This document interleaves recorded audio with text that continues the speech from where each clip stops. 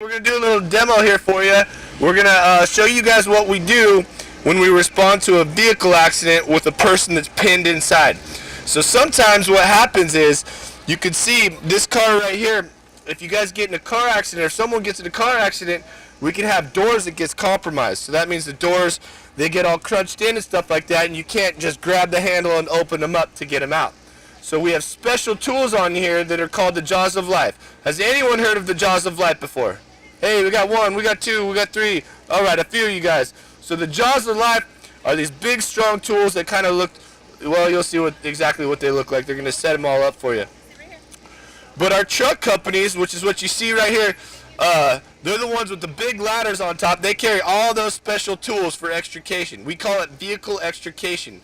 And that's just basically a fancy way of saying tearing a car apart to get to somebody. Extrication is the word. Vehicle extrication. So they're gonna start setting all these tools up right here, and you're gonna see what they're wearing. They gotta wear their helmets. They gotta wear their jackets. They gotta wear their pants. There's lots of sharp stuff on these cars. There's broken glass. There's gas lines that get compromised. There could be gas on the ground.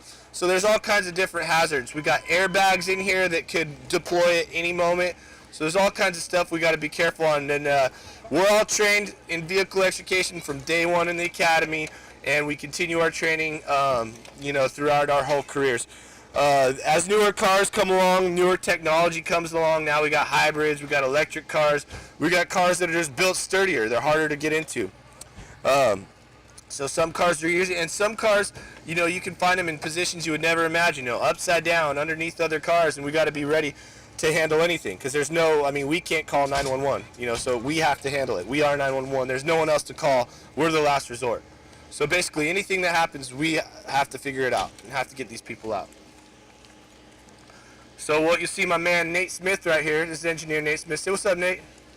This is Nate. Anyways, he's got some, these are brand new tools. We've had them for about, 2 months now. They don't have any hose. They're all battery powered. So far, all the reviews have been good. Everyone really likes them. So as you can see, I know he's a studly guy, but he just grabbed 2 tools by himself, brought them over here. And that's possible because they're just battery powered. Whereas these other tools, you can see, look how much more is involved in getting these all set up. We got hoses, we got power units, we got engines, we got our regular tools. And basically that's the same exact thing as these 2 tools right here. But you can see there's a lot less involved with these battery powered tools. So you can see the obvious convenience factor immediately. You guys have any questions so far? What's up? What you got for me? Here, say it loud. Do you guys help people that their cars get broken into? She asked if we help people when their cars get broken into. I'm going to tell you right now, since we work right across from this grocery store, every single shift people knock on our doors because they lock their keys in their car. Every shift. So we have special tools. We go over there. It's no problem. We go over there and we can pick their door for them and get in there and they can get their keys. Good question. Good question. What's up? What do you got for me? Come here. What's your name, dude? Michael. Michael, what do you got for me, Michael? When the cars need help, does it mean that the cars both are jammed? Great question, Michael. Yes, we got to unjam the doors. That's what we do. That's what we're setting all this stuff up for right now. So right now they're just kind of they're sizing up the car, they're getting their hoses ready. As you can see, these 2 battery powered tools, they're ready to go. They could have just started opening it right now. But they're going to take their time right now, set everything up all nice and ready to go so you guys can get a proper demonstration. By the way, this is my first time ever narrating something like this, so cut me just a little bit of slack. So I'm going to do my best here and try to explain what they're doing. So right now we've got this right here, this engine looking thing. This is what we call a power unit. It's got hydraulic fluid, which is basically just oil. It's got hydraulic fluid right where my foot is, and it runs through this hose, that green hose, and then it connects to these tools. That hydraulic fluid opens and closes those tools under high pressure. So it can open up, a crazy amount of metal and crunched up stuff. They're very strong, very powerful.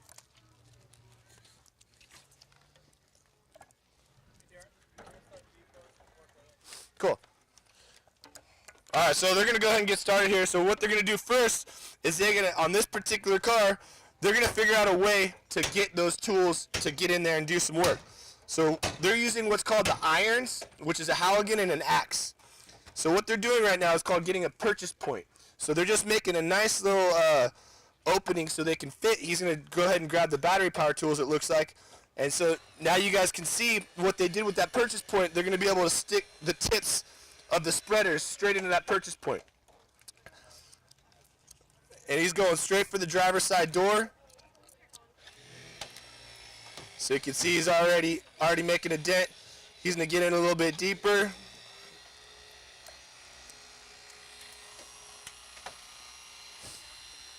By the way, these are far more quiet too. Usually we got these motors running, it's a lot louder of a scene. It's kind of nice not having all this noise. You usually have enough chaos as it is.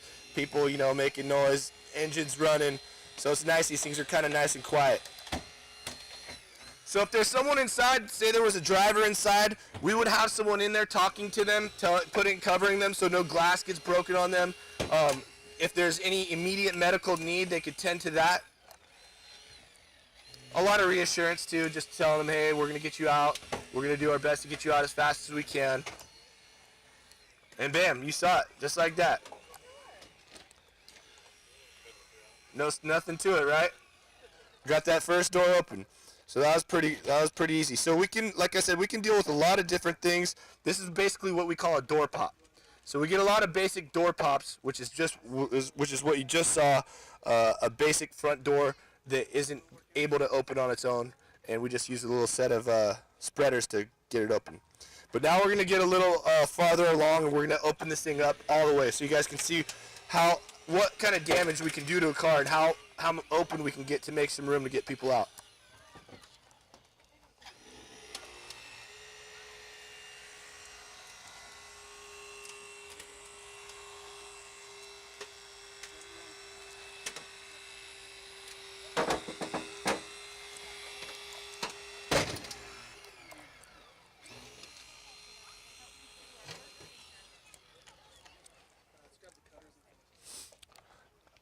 Alright, so what she did there was she stuck the spreaders in. Now she's taking the whole door off. So she's basically attacking those hinges, spreading them apart. Now she's going to move over to what we call the cutters, and now she's going to attempt cutting the hinges. And the whole point is just to get this door completely removed from this vehicle.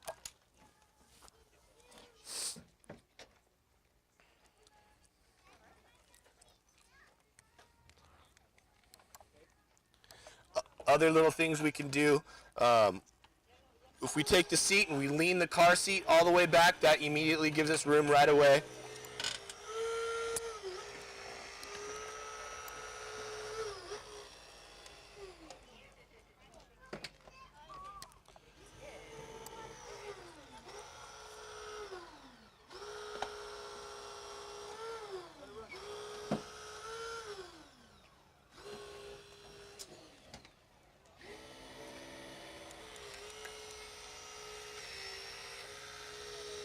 What's up, my man? You got a question for me? Come on, come over here. Come over here. You want everyone to hear it? You want everyone to hear it? Go ahead. What's the question? How long are you gonna set up? What'd you say? How long are you gonna set up? Set up? 5 minutes.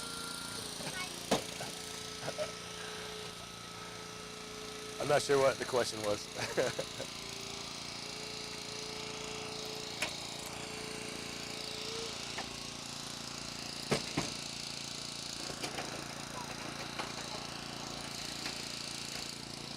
All right, so we got one door off.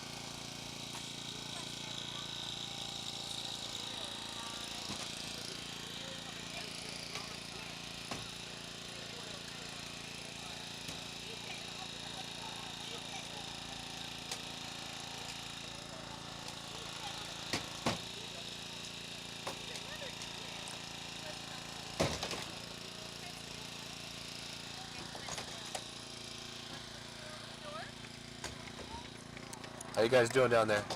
Pretty good. You guys still interested? Are you losing interest?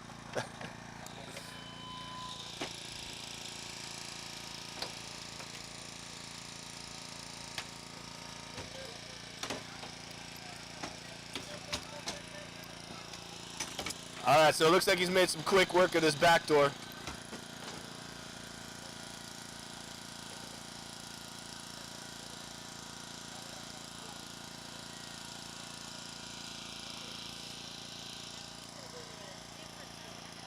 Does anyone remember what this tool is that he's using? I said it earlier. We got spreaders and cutters. Which ones are the... Oh, no, we haven't used these ones yet.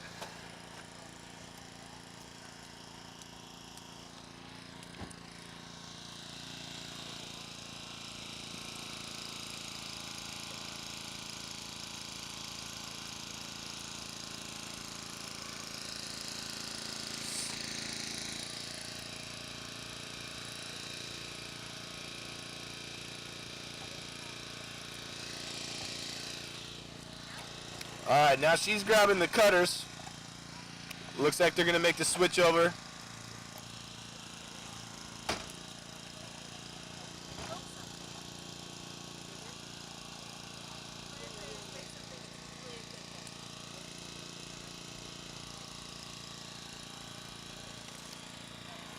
So it's important. That's why we do a lot of training on this stuff. When we use these tools, we got to be efficient. Those tools are really heavy. So we got to know how to, where to hold them, how to get them in the right place. So taking that extra second to make sure we have them in the right place before we start cutting. Otherwise, you can make a real mess before you even get started. So it's important to take a quick second to make sure you're in the right spot before you go ahead with your full cut. Same goes with the spreaders.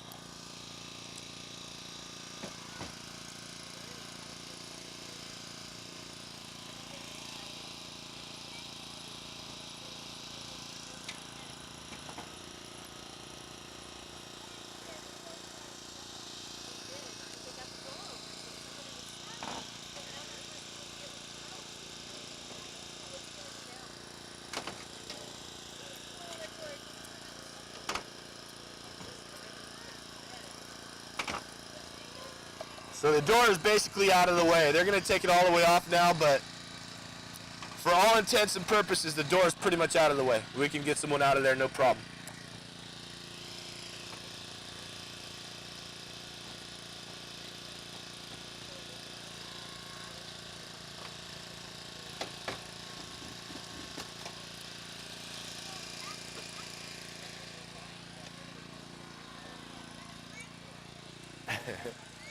How's that hot dog? We good? They cooked them all right? They weren't burnt? All right.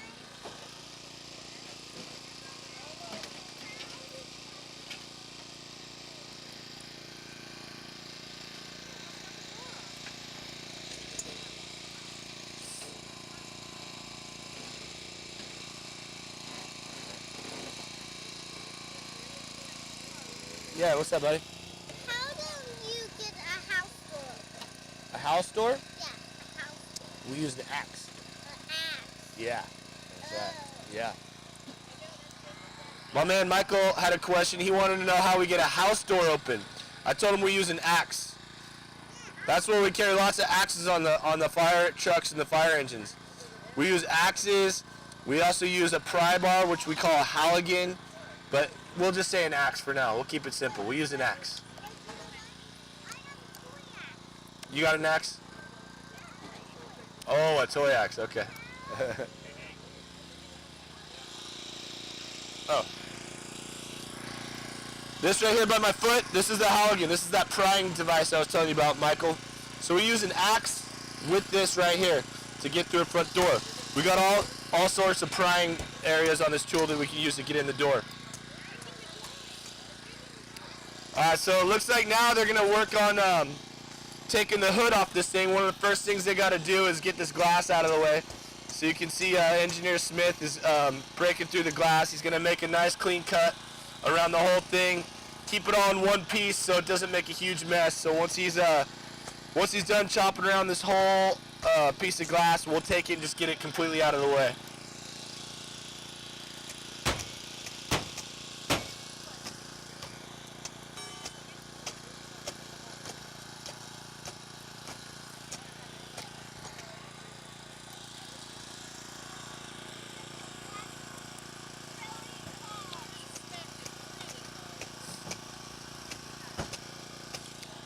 So as you can see, we use our axes for all kinds of different things.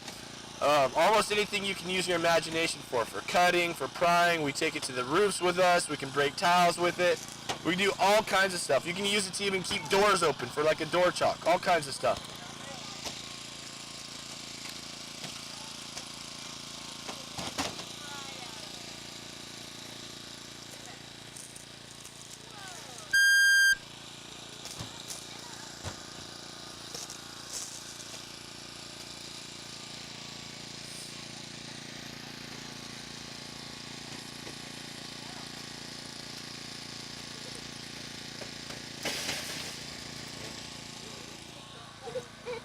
Did you have a question? You just want to say hi? How are you? Huh? What? Are you being silly? Are you being silly?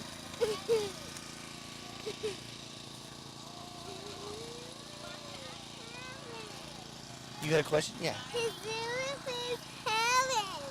Say what? His roof is heaven. Oh, okay. All right. He's asking, are the uniforms?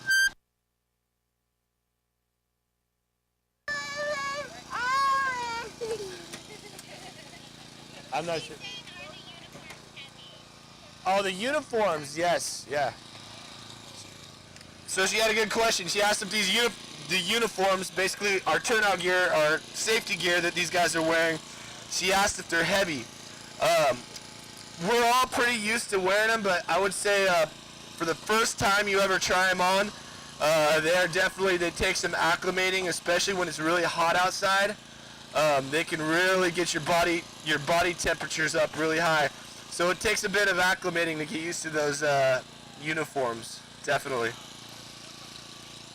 Plus, once we start putting those air packs on our back and hose on our shoulders and tools in our belts, the weight can add up pretty quick. So as you can see, Nate over here on this side, he's making a cut. We call that the B post.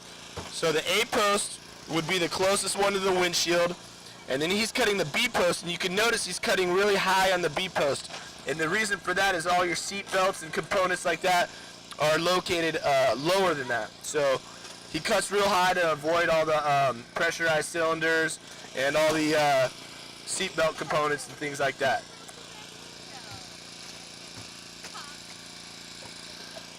So we've pretty much almost got this whole roof cut off. Looks like they're just going to take the whole thing off.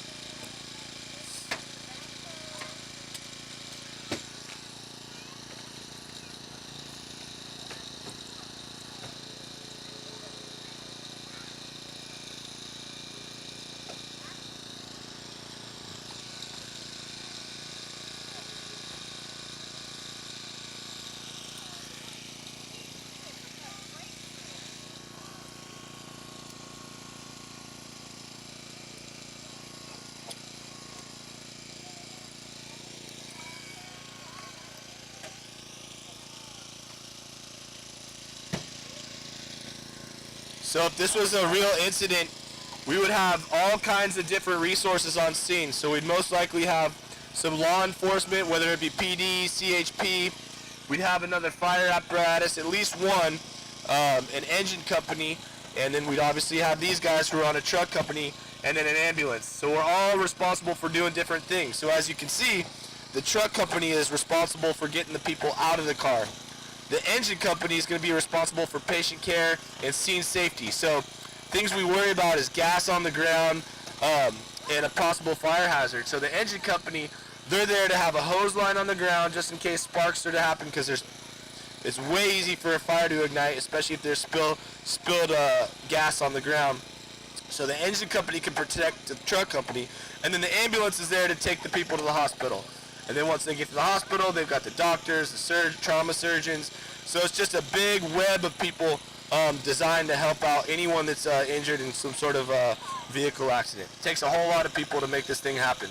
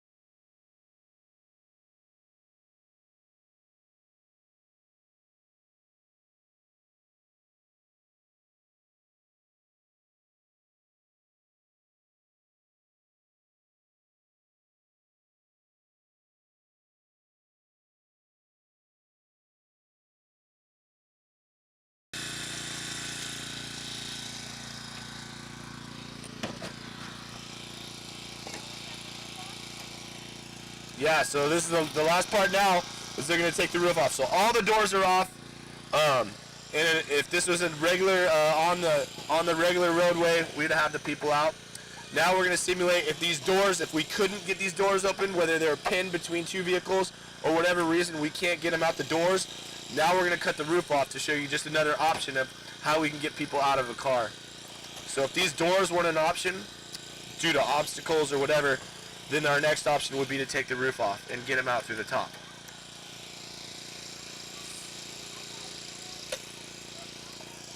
So not to confuse anybody, but now that all the doors are open, the people would be in the hospital. If this was a regular situation, they'd have been on the gurney in an ambulance going to the hospital right now. The only reason we're taking the roof off now is just to show you guys another way to access patients if the doors aren't an option. Yeah. Or if it's on their side, sometimes on the side.